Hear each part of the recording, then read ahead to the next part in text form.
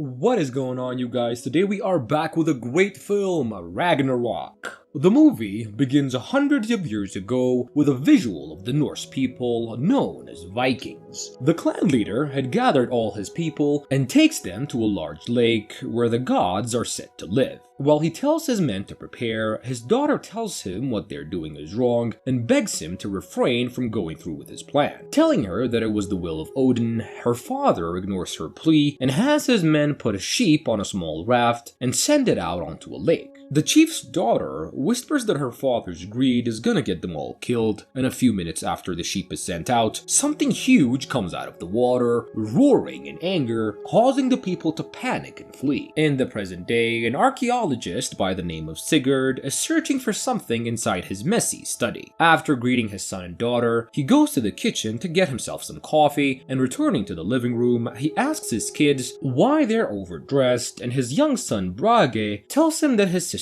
Runhild was graduating from high school and that she was going to be singing. Realizing that he had completely forgotten about it, he pretends that he didn't and tries to remember the program was 3 o'clock, and saying goodbye to his kids, Sigurd rushes to his work where he gets chastised by his boss for being late, telling him that they were pitching for $1 million, which would allow their research to go on for 3 more years. Sigurd hurries to the room where he's being awaited to give a presentation and shows them the discoveries that they had made about the Osberg Vikings. After his presentation, the investors seemed underwhelmed with what they had heard and asked him if it was all what their money was wasted on. Disregarding his boss's advice to explain only the facts, Sigurd takes the group to the side and shows them the items that they had found in one of the boats that they discovered. Showing them the relics, he begins to speak about this mythological event, Ragnarok, which upsets the investors even more, assuming that their money was used to fund nonsensical things. Threatening to withdraw their financial support, the investors immediately depart, and later, Sigurd's supervisor expresses his anger towards Sigurd for alienating all their patrons over a venture that only he had faith in. Despite Sigurd's attempt to mention that his late wife Maren, who passed away 6 years ago, also shared their belief in the research, the museum director remains unwilling to lend an ear. After a horrible day at work, Sigurd gets into his car only to realize that he's incredibly late for his kids' program. When he arrives, he finds that the event has ended and his kids were sitting around outside waiting for him. When he tries to apologize with the excuse that he had been caught up with work, Runhild angrily goes inside the car without a word to her father. That night, she continues to give her father the cold shoulder and even shuts down the idea of going to their usual cabin. After sending his kids off to bed, Sigurd gets a knock on his door and opens it to find Alan, his co-worker. After telling him that he couldn't get a hold of him through his email, Alan drags in the heavy duffel bag that he'd been carrying. Opening up the bag and revealing a stone, Alan explains that although he hadn't found anything while he had been searching for 3 years, he had finally gotten lucky. Seeing the stone, Sigurd is stunned and sits down to investigate it further. Using his tools, he cleans up the nooks and crannies on the stone and notices something familiar, a pattern that fits an item that they discovered before. Together, they head over to the museum where he works at and take the triangular object from the locked case. Returning to the house, they use the object to decipher the code on the stone and find out that it's a map along with a set of directions. The following morning, Sigurd tells his family that they're going to Finnmark. At first, Runhild is upset because she was hoping to have a proper vacation, but after her father's constant badgering, she finally agrees to go. Following their flight, Sigurd, accompanied by his children and Alan, arrives in Finnmark. They're warmly welcomed by Elizabeth, Alan's assistant, and after exchanging pleasantries, Elizabeth presents a map and asks about Sigurd's intended destination. Sigurd proceeds to explain that the discovered ruins likely contain a treasure map, revealing the amassed wealth from their exploits across Europe. Leave, the guide leading the group, emerges out of the car and asks about their destination choice. Once he requests upfront payment, he gathers everyone into a car and begins on their journey, and following their car ride, they procure a boat and navigate through the river, marveling at the breathtaking scenery that surrounds them. After the boat ride, the group starts hiking in the direction that they assumed the Vikings had gone, and Runhild was still unhappy and continues to complain about the lack of phone signal in the area. And after a long walk, the group arrives at a fence that Leif explains was the older border between Norway and the Soviet Union, but that now was just a no man's land. Runhild continues to be attacked by the endless mosquitoes in the area, which makes Elizabeth feel sorry for her and gives her a spray to ward them off. While she was showing her how to put it on herself, Elizabeth asks about their mother, who Runhild explains had died due to cancer. A long time later, they finally arrive at the lake, which the map had expressed as Odin's Eye, and after constructing a makeshift boat, the group uses it to cross the lake to where a small island was located.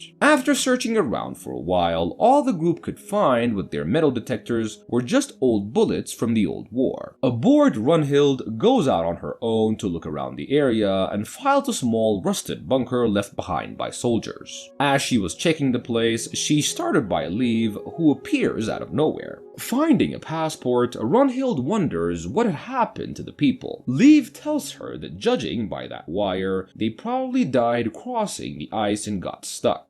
At the campsite, Sigurd and Elizabeth sit next to each other by the fire, and after seeing the strained relationship with his daughter, Elizabeth speaks to him about his dead wife and how it must have been hard to let go. Suddenly, Sigurd hears his son call him and hurries to where the voice is coming from. When he arrives, Brage tells him that he's discovered a cave, and going inside, they find a large hole that leads deep inside the cave, further than their eyes can see. After informing the others, the group sets up the ropes that would help them descend and start going down one by one. Once they've all made it safely on the ground, they start looking around and are shocked to find a Viking's helmet, reaffirming their expedition. While they were celebrating their findings, laughing and hugging each other, Brage finds a strange-looking egg-like thing in the water and places it inside his bag. As they continue to find more items, Sigurd mentions that it would be more difficult to transport everything to the museum, and interrupting him, Leif asks him why he was giving away his findings, to which Sigurd explains that it wasn't really their property and that it belonged to a public place where everyone could see it. And he continues to tell him that they adhere to the Cultural Heritage Act. Angry, Leif pulls out a rifle and points it at the group and tells them that their discovery was not gonna go to any museum. He then tells them to put everything away neatly so he can take it, and Sigurd explains that the items would not be able to take the stress off the transportation, but Leif was unwilling to listen. After he gets himself out, Leif drags the artifacts up while Elizabeth begs him not to leave them in there or to at least send someone to get them out, and looking smug, he sarcastically tells them that he will definitely do that, and he drops the rope so they won't be able to get out. Leif puts all the items that he stole onto a small raft and begins paddling back to the mainland, and halfway to his destination, he senses movement underwater and tries to see what it was. Suddenly, something unseen emerges out of the water and swallows Leif and his raft.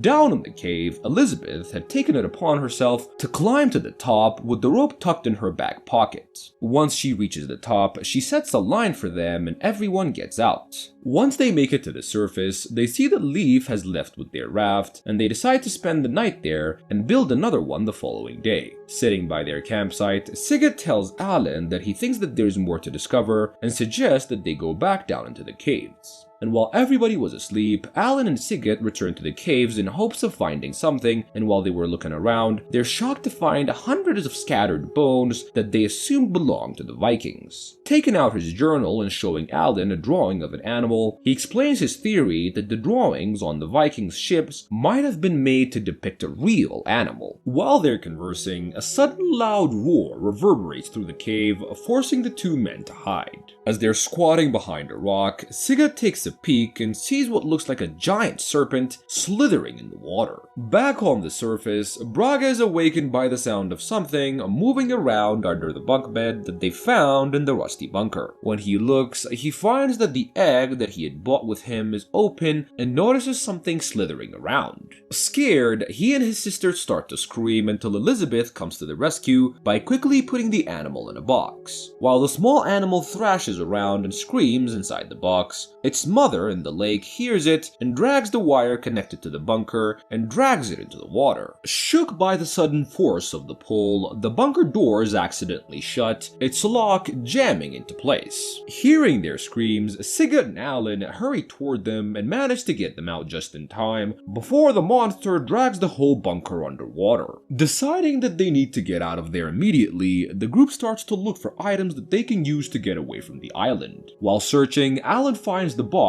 the baby serpent is kept in and hides it in his bag in hopes of bringing it back alive and showing it off. Deciding that they can't use a raft, they prepare a zip line to propel them from the island to the mainland. After Alan and two of his kids have crossed over, Sigurd goes next, but the tool holding him to the rope gets jammed. Hoping to help him, Elizabeth goes out to him, but a sudden attack by a giant serpent startles them and causes them to fall in the water. Elizabeth and Sigurd rush to shore as the giant serpent follows them, ready for an attack. Before it could catch them, Alan fires a gun and hits the beast in the eye, giving the two enough time to escape. Once they get on the land, the group thinks that they're safe, but realizes that the beast isn't constrained by water and sees it approach them and trees falling all around it. Running, they stumble on another bunker, this one made of cement, and hide inside until the beast leaves. Inside, they see a ventilation pipe and follow it, which leads them straight to an opening. After Alan goes out first, Sigurd discovers the animal that he'd been hiding in the bag. And although Sigurd warns his friend that it's a bad idea to take the animal, Alan was adamant about his decision. Before Sigurd could pass him the bag, the beast approaches and takes him away. The beast then crashes down the hole in pursuit of the children, and realizing what it wanted, Sigurd approaches it and returns its child unharmed. The beast then calms down and leaves them alone, and once they were safe, the family embraces each other, knowing that they've escaped the dangerous ordeal. Emerging from the treacherous island, the group triumphantly makes their way back to civilization, accomplishing a feat that had been a dream of countless others. And the movie comes to a close as we see Sigurd with his children standing next to Elizabeth, watching the beautiful expanse of Finnmark and the island that they just escaped from.